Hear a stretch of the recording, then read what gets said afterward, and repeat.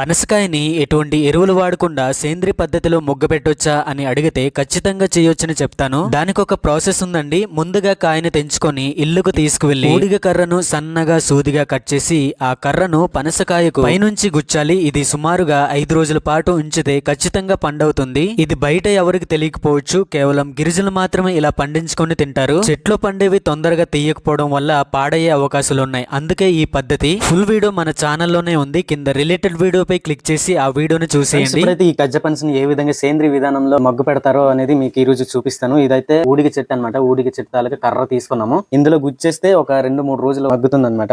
ఏ విధంగా రసాయనిక ఎరువులు గానీ వాడకుండా సింపుల్ గా ఈ కాయనైతే పండుగ మార్చే విధానం ఇప్పుడైతే మీకు చూపిస్తాను.